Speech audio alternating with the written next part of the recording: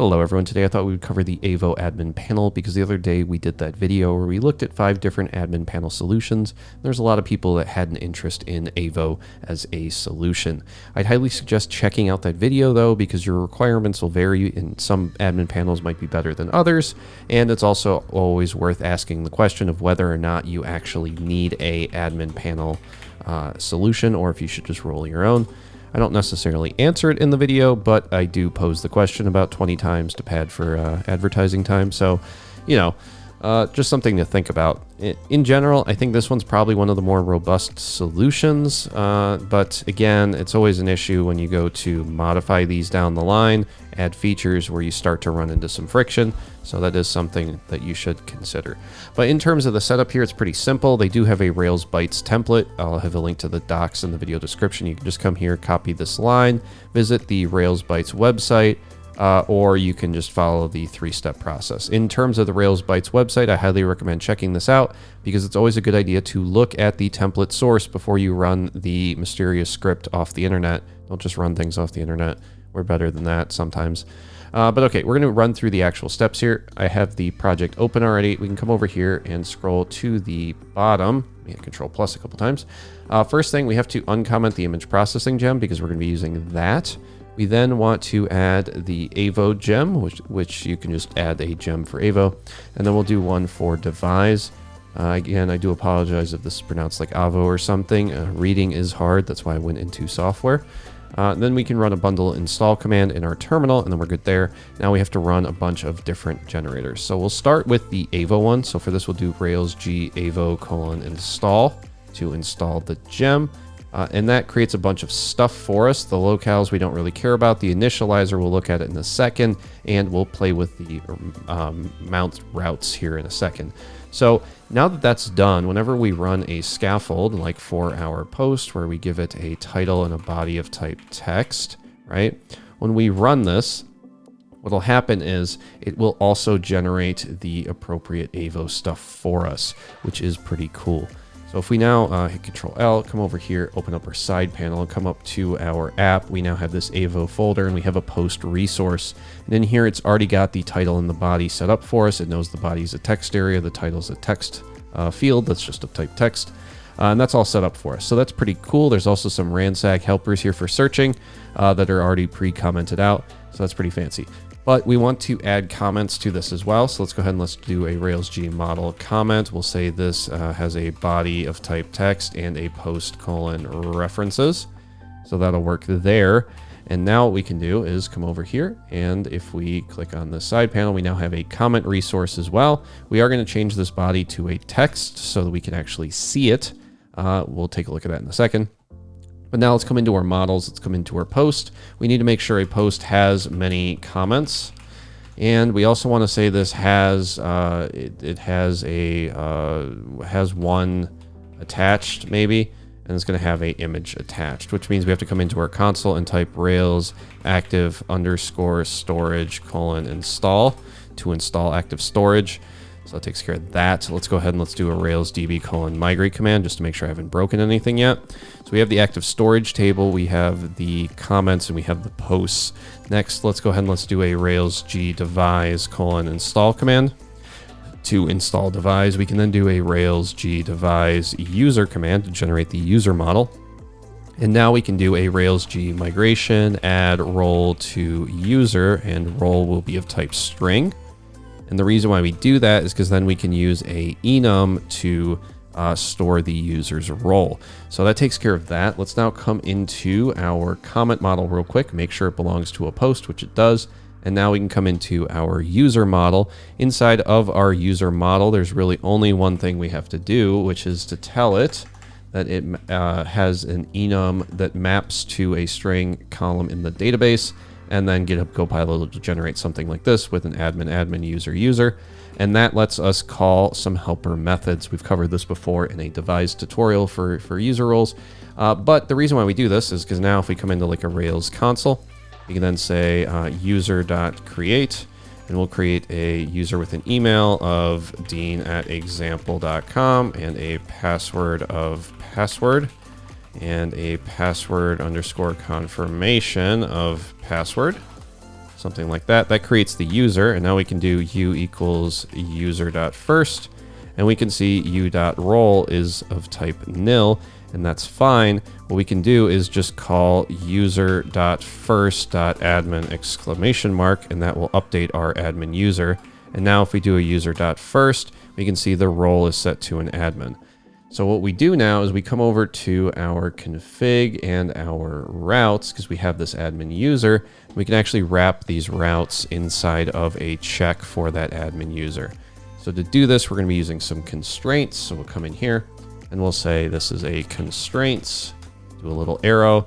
This is for the request. And then for the request, what we can do is say, we can say, request.env with warden. Let me hit F11 so we can see this.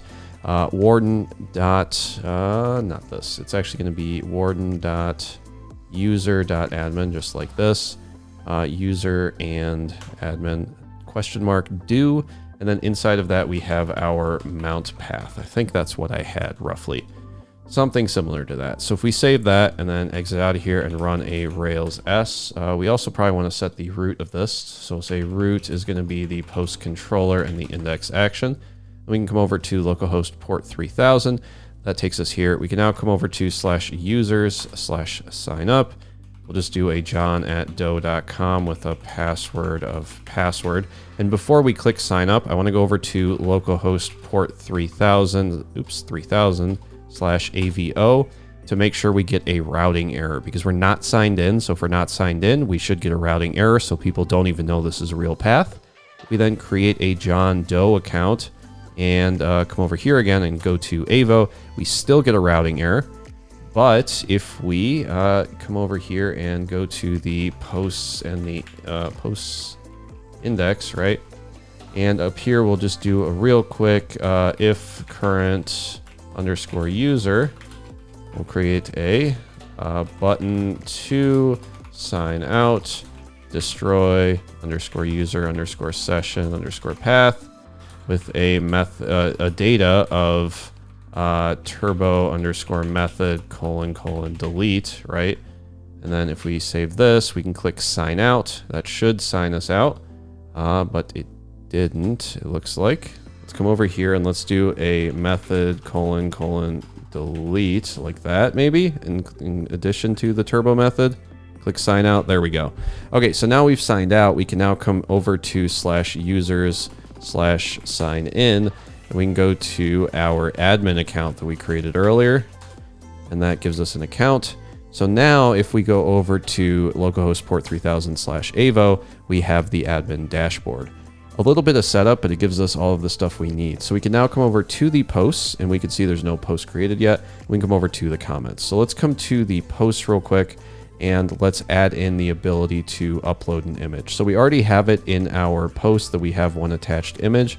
We now need to come into our controllers, our post controller, scroll down to the bottom. We'll just add the :image here. We can then come over to the post form, and in the post form, we can real quick just add that image field. So we'll just come down here below the body. We'll do a form.label image and a form.file field for the image. So now if we come over here, click new post, we can say test and case. We can choose a file, and we'll grab the Minecraft image right here, click create post, that uploads it. We can see right here, updated active storage blobs. Now let's come over to our admin panel and refresh. We have this one post, but we want to show that image. So let's come into our AVO directory. So scroll up here, we'll go into the app AVO resources, the post resource. This is where we're doing some of the magic here.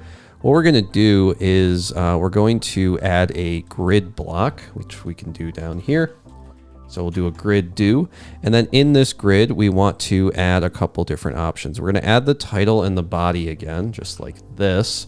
But then we're going to add a cover for the image.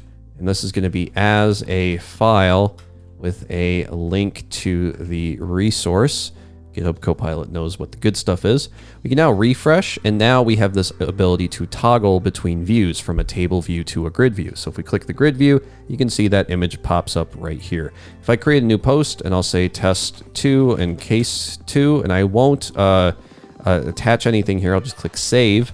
And now if we come back to our posts, we can see we have both of these. If we click the grid view, the one that doesn't have an image just has this, this placeholder icon here. So that's pretty cool. If we click this, it'll take us to the specific resource. And if you want to customize any of this stuff, you're just going to be looking for the Avo location inside of your project. So that's neat. Let's take a look at the comments a little bit. So we'll come over here to the side panel again, come into the comments, create a new comment. We'll say test 1, 2, 3, and we'll choose the first post. We'll click save.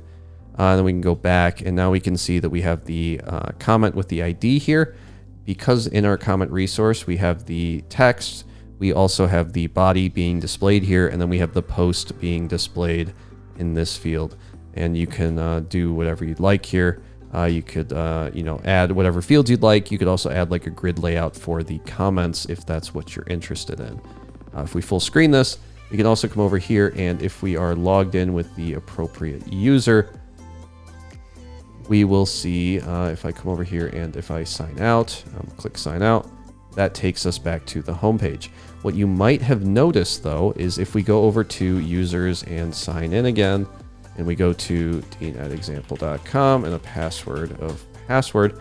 If we come back to Avo, down here it just says Avo user, and like this is kind of disconnected right now. So basically it doesn't have access to that user that we are using over here because we're doing our admin check before we even get here. But if you somehow get here and you're not actually an admin or anything, it's going to be completely disconnected because this doesn't check the devise user.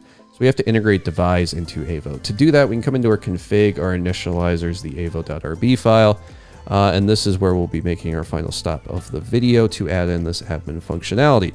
It's actually very simple to do. We come down to this authentication block, we just uncomment this, and then we come over here and we say current user. I'm not even kidding, that is exactly as easy as it is. We can now come over here and refresh. And if we click our side panel, there's our name. We're now fully connected. We can click sign out and we can log out of the dean@example.com account as well. And that is effectively the entire admin dashboard there. Now the documents, I'm not really doing them justice. This is an excellently documented resource, at least so far.